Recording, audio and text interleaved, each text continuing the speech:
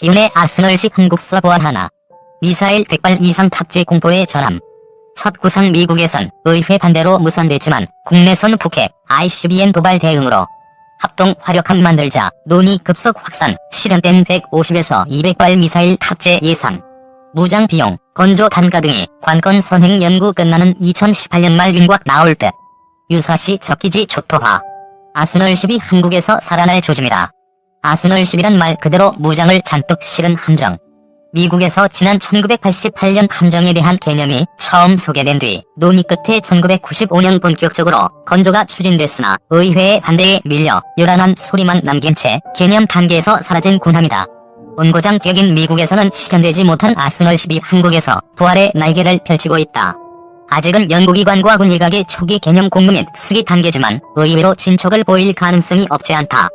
두 가지 이유에서다. 우선 비공개 세미나와 토론회를 통해 최소한의 공감대가 형성됐다. 두 번째, 북한의 핵과 탄도미사일 도발로 작전 환경이 변화하고 있기 때문이다. 다만 이런 방안이 실현돼도 한국형 아스널10의 규모는 미국이 추진하던 전함급 아스널10보단 훨씬 작아질 것으로 전망된다. 미국은 이배의 수직 미사일 발사대 512개를 실을 계획이었으나 우리가 개발할 한국형 아스널10은 3분의 1 수준이 적합하다는 의견이 많은 것으로 알려졌다. 한국형 아스널10의 가칭은 합동화력함. 두 척을 건조하는 게 기본 구도다. 동해와 서해에 각각 한 척씩만 배치해도 지상의 전략 목표물에 대한 해상 타격 능력은 비약적으로 향상될 수 있다. 아스널10의 위력은 그만큼 강하다. 유튜브 채널 KRTV 뉴스. 본 포스팅이 도움이 되셨다면 구독과 댓글 요관심 표현해주세요. 지상 공격을 위해 탄생한 아스널10 옥스퍼드 온라인 영어 사전을 보면 아스널은 무기나 군사장비의 묶음 또는 무게나 군사장비를 제조하는 공장이나 보관하는 창고라는 뜻을 가졌다. 아스널10은 바다에서 움직이는 미사일 탐약고라고 할 수 있다. 개념으로만 연구됐지 실전 배치는 물론 건조된 함정도 없다. 미 해군이 이런 함정을 생각하게 된 시기는 1950년대 이후.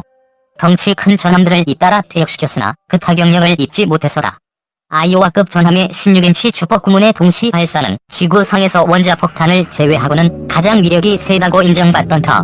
전함이 퇴역하며 지상 공격력이 떨어지자 미국 해군은 1970년대 핵추진 순양함까지 찍어냈다. 각종 미사일 60여 발 이상을 탑재하는 순양함을 건조한 게 바로 이 때문이다. 21세기 미사일 전함으로 각광받았으나 변화가 생긴 것은 1988년부터. 한 예비역 제독이 낸 아이디어를 신중하게 검토한 미 해군은 1995년 이를 공론화 했다. 검토하는 동안 본격적으로 보급되고 신뢰성이 검증된 수직발 사관 시스템과 정보 공유 시스템 덕분에 아스널10도 무적의 괴물 21세기의 미사일 전함으로 불릴 정도로 떠올랐다. 미 해군은 아스널함 예상도에 BB-70이라는 예비 함번을 붙여 20세기 전함의 명맥을 잇는 함정이라는 뜻을 숨기지 않았다. 그러나 1997년 미국 의회가 관련 예산을 전액 삭감하면서 아스널10에 대한 기대도 바로 꺼졌다. 아스널10 주멀트급 구축함 등에도 영향, 사업은 중단됐지만 아이디어는 그대로 생존해 두 가지 커다란 흔적을 남겼다. 첫째는 주멀트급 구축함. 일반함포보다 사거리가 3배나 먼 장거리 지상 공격포탄을 쏠 수 있는 155mm 함포를 개발하고 수상전은 물론 상륙작전까지 지원하는 임무를 맡겼다. 문제는 과도한 건조 비용. 척당 건조 단가가 5조 원에 이른다. 미국도 이 같은 건조비를 감당할 수 없어 건조 물량을 계획한 32척에서 달랑 3척으로 줄였다. 주멀트급의 주요 임무 역시 지상 타격에서 함대 지원으로 방향을 틀었다. 바꿔 말하면 대지상 타격의 공백은 더 커졌고 건조가 중단될 주멀트급을 대신할 새로운 형태의 아스널10이 등장할 가능성도 높아졌다. 미국의 군함 건조업체 헌팅턴사는 안토니오급 신형 상륙 항수함의 선체를 이용해 발사관 288개로 구성된 아스널10을 건조하는 방식을 미국 방부에 요구하고 있다.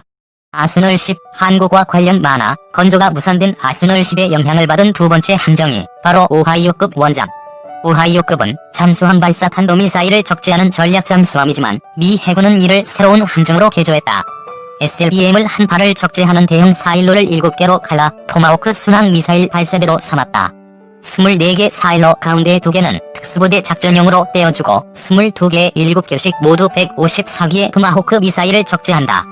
현존 함정 가운데 가장 강한 타격력을 갖췄다는 평가를 받는 오하이오급 개량 공격용 원잠은 북핵 위기 때마다 한반도 해역에 출동해 전쟁 억제력으로 작용하고 있다. 북이 초긴장하던 LSMR 시흥함의 21세기판 한국 해군은 대지 공격을 위해 화력을 집중 운용해본 경험이 있다. 1945년 6월 태평양 전쟁 종전 직전 미국에서 건조된 중형 상륙함에 로켓 발사대를 안친 화력 지원함으로 한국 전쟁에도 참전했던 미 해군 LSMR-527 화력 지원함을 1963년 공여받아 1980년까지 알토란처럼 써먹었다. 중형 상륙함에 로켓 발사대 10개를 장착한 시흥함이 출동하면 북한군이 비상경계에 들어갈 정도로 화력 지원함은 북의 공포의 존재였다고 전해진다.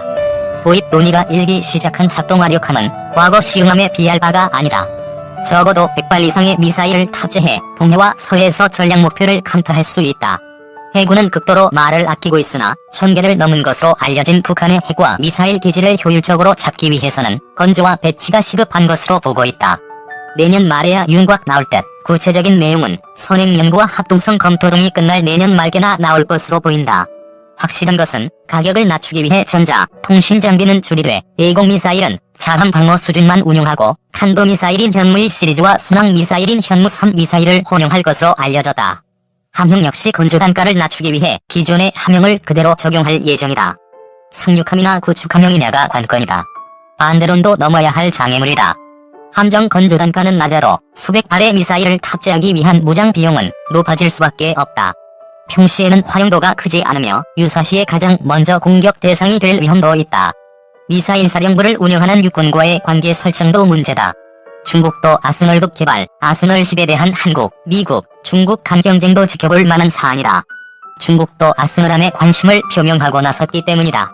서울경제신문 자매제인 포퓰러 사이언스지에 따르면 중국이 아스널 10으로 구상 중인 새로운 함정의 배수량만도 약 2만 톤. 한국에서 거론되는 함형보다 최소한 2에서 3배 크다. 중국은 이 함정을 두 가지 형태로 개발할 계획이다. 전통적인 수상함정 형상과 잠수함형의 두 가지를 평가해 하나를 고르거나 두 가지 다 선택할 예정이다. 탑재하는 미사일은 약 300기. 만약 한국의 아스널 10 계획이 그대로 진행되고 미국이 안토니오급을 아스널 10의 플랫폼으로 쓴다면 중국이 아스널 10 미사일 발사관 숫자에서는 가장 앞설 수 있다. 현대중 훔친 기밀 설계도 해군 제공에 가치도 없다? 해군의 자기 구축함 KDDX의 개념 설계도를 도둑 촬영해 훔친 현대중공업 측이 대국회 설득전을 적극적으로 펼치고 있습니다. 목적은 크게 두 가지입니다. 훔친 KDDX 개념 설계도를 KDDX 본사업 수주에 활용하지 않았다는 입장을 강변하고 그래서 KDDX 설계도 절도 사건의 다음 탈국정감사 징정화를 사전에 차단하는 겁니다. 현대중공업의 핵심 논리는 훔친 KDDX 개념 설계도는 활용할 가치도 활용할 이유도 없었다입니다. 무가치하고 쓸모없는 KDDX 개념 설계도를 현대중공업은 왜 훔쳤을까요? 절도를 위한 절도였고 단순 소장용으로 KDDX 설계도를 비밀 서버에 모셔뒀던 걸까요? 무려 해군의 3급 비밀입니다. KDDX에 상당한 기밀들이 들어있는 보고서이자 도면입니다. 현대중공업에게 KDDX와 같은 해군 구축함은 건조해도 큰돈 안되는 소소한 배일지 몰라도 해군에게는 국민과 영해를 지키는 전부입니다. 게다가 현대중공업은 국회에서 개념 설계도를 해군으로부터 제공받았다는 무도한 주장도 펴고 있는 것으로 확인됐습니다. 방사청, 해군 모두 현대중공업 직원이 2014년 1월 해군본부 함정기술처에서 설계도를 도둑 촬영해 훔쳐간 사실을 인정하는데 현대중공업은 합법적 취득이라고 우기는 꼴입니다. 해군으로부터 제공받아 획득했다.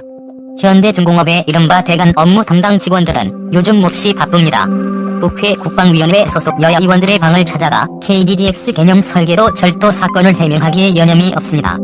자사의 입장뿐 아니라 어떻게 알았는지 방사청 입장도 소상하게 설명하고 있습니다. 현대중공업과 방사청이 훈배를 탔다는 의심을 받을 만합니다. 획득 경위부터 어불성설, 거짓말입니다. 절도도 획득의 한 방법이기는 하지만 엄연한 절도를 획득이라고 치장한 것부터 억지입니다. KDDX 개념 설계도를 해군으로부터 제공받았다는 설명은 기가 막힙니다. 해군은 현대중공업에게 KDDX 개념 설계도를 제공한 적 없습니다. 현대중공업 직원들이 해군 장교 한 명을 꼬드겨 개념 설계도를 받은 뒤 도둑 촬영해 훔친 겁니다. 장교 한 명의 일탈을 해군 전체로 확대해 합법적 취득인 양 꾸미려는 현대중공업의 간교한 술책에 불과합니다. 장보고 3 개념 설계에 참고하기 위해 KDDX 개념 설계도를 훔쳤다는 논리는 이번에 새롭게 등장했습니다. SBS의 현대중공업 기밀절도 사건 취재 과정에서 현대중공업은 기밀절도의 목적을 밝히지 못해 전전긍긍했습니다. 수사 중인 사안이라며 항구하더니 SBS의 보도 후 국회용으로 새로 개발한 논리로 보입니다. 활용할 가치도 이유도 없다. 현대중공업의 기존 논리는 7년 전 작성된 개념 설계도여서 활용할 이유도 가치도 없었다입니다. 해군은 개념 설계에 이어 첨단 함용 적용 연구, 스마트 기술 적용 연구 등의 국책 과제를 잇따라 수행하면서 KDDX의 윤곽을 구체화했습니다. 개념 설계, 첨단 함용 적용과 스마트 기술 적용 연구 모두 하나하나가 중요하고 필수적인 과정입니다. 특히 개념 설계도는 KDDX 연구 개발의 전반기 성과를 뒷대서한 결과물입니다. 활용할 이유도 가치로 없었다면 훔칠 까닭도 없었습니다. KDDX 설계도를 훔친 현대중공업 직원들의 형이 확정되는 순간 현대중공업은 국가사업에 입찰 자격을 박탈당할 수도 있습니다. 현대중공업이 이렇게 무거운 기밀 절도죄의 불이익을 잘 알면서도 절도를 감행했다는 건 그만한 가치가 있었기 때문입니다. 현대중공업은 KDDX 개념 설계도를 훔쳤고 공교롭게도 KDDX 본사업인 기본 설계 사업자로 사실상 선정됐습니다. 발표만 남았습니다.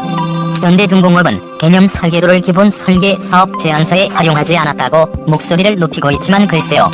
현대중공업의 막강한 영향력은 많은 이들의 입을 다물게 할 수는 있어도 진실을 영원히 가릴 수는 없을 겁니다. 방사청 입장 전파도 대행, 현대중공업은 국회에 방사청 입장을 대신 설명하고 있습니다. 현재 KDDX 기본 설계 제안서 평가와 업체 선정은 적법하게 진행하고 있으며 향후에도 규정과 절차에 맞게 업체를 선정할 예정이라는 겁니다. 방사청 입장은 위와 부합할 겁니다.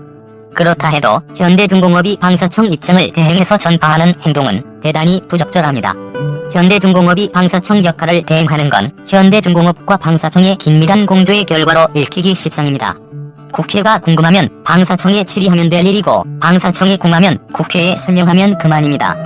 사실 방사청도 자유로운 처지가 못 됩니다. 현대중공업의 KDDX 개념 설계 절도 행각을 뻔히 알면서도 모른 척 KDDX 본사업을 진행했습니다. 그래 놓고 방사청은 지금까지도 적법했고 앞으로도 적법할 거라고 말하고 있습니다. 방사청의 이런 주장은 현대중공업의 입을 통해 국회로 중계되고 있으니 둘이 친하다는 의혹을 받아도 할 말 없습니다.